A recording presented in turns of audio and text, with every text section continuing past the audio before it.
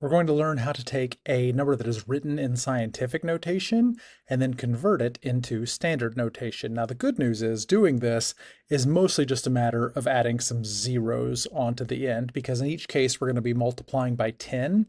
And when you multiply something by 10, what you're doing is really just taking the decimal point and moving it over to the right. And whenever you run out of places to move it, you just start adding zeros. So our first example here says to write 3.5 times 10 to the power of 6 in standard notation. So we start off with our 3.5, and times 10 to the 6th means multiply it by 10 6 times. So if we took 3.5 and we multiply it by 10 just one time, if we just did 3.5 times 10 and that was it, we'd get 35.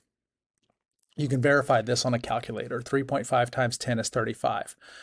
Mathematically, what we did was we just took that decimal point in between the 3 and the 5 and we just slid it over one time. That is the effect of multiplying by 10. So that's multiplying by 10 one time, we got 35. But we don't want to multiply by 10 one time. 10 to the 6th power means multiply by 10 6 times. So we want to multiply by 10 a second time. 350 times 10, and in fact, any number that is not a decimal multiplied by 10 has the effect of just adding a zero onto the end of the number. So 35 times 10 is just going to be 350. So now we've multiplied by 10 two times. We still need to do 6 times total for 10 to the 6th. So now let's take 350 and multiply by 10 for the third time. And of course, now we're just going to add another zero onto the end and get 3,500. Hopefully you're thinking to yourself, there's got to be a faster way to do this than multiplying by 10 6 different times, and indeed there is. Once we get to the end of the number where we do not have a decimal point anymore, which happened for us right here in this step, after we multiplied by 10 one time, the decimal point was no longer in the middle of our number, it was on the end of our number. We had 35. After that, it's just a matter of adding zeros to the end. So multiplying by 10 one time got the decimal point on the end.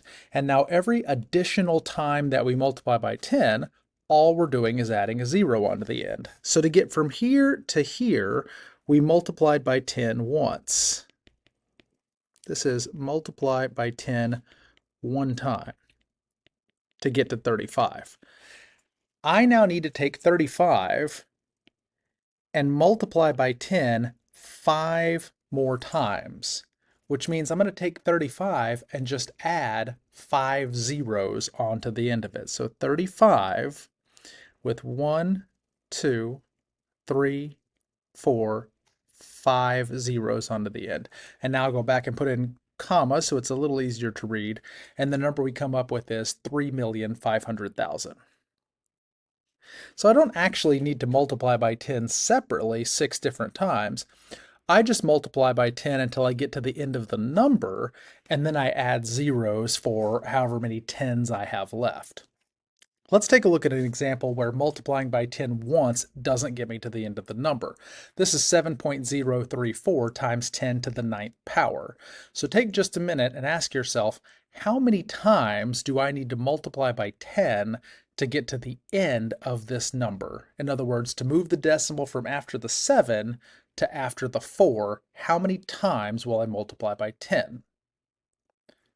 The answer is 3. I need to move the decimal 1, 2, 3 times to get to the end there. So if I take 7.034 and I multiply by 10 to the 3rd power, in other words, if I multiply by 10 3 times, I get 7,034. And now the decimal is at the end of the number instead of right in the middle of it.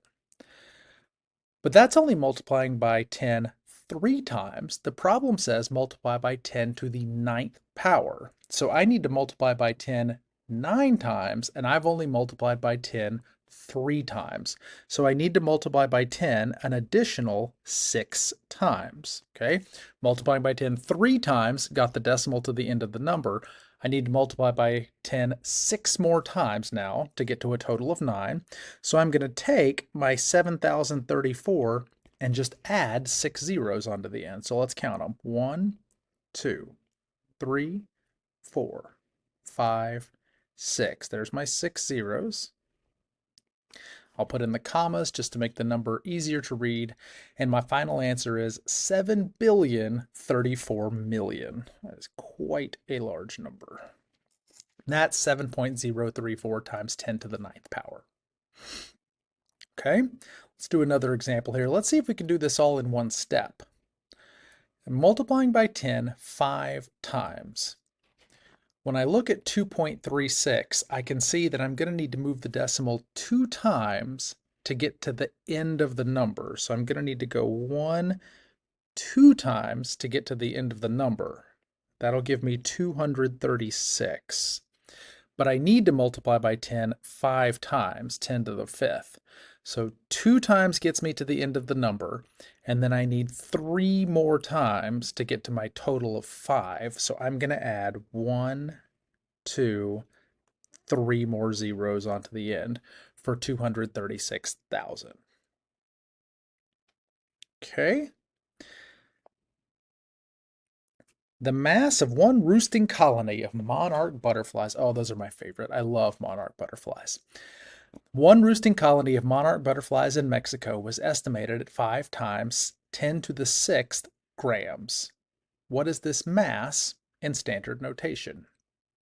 So this one, I don't have to move a decimal at all because the number 5 already has the decimal point at the end of the number. There's not a decimal in the number anywhere.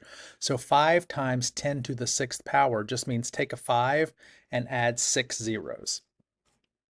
So there's our 5, and we add 1, 2, 3, 4, 5, 6 zeros. We'll go back and add in our commas. Now we have a unit here, so let's make sure we have a unit in our answer. And our answer is going to be 5 million grams because 5 times 10 to the 6th is a 5 with 6 zeros, which is 5 million.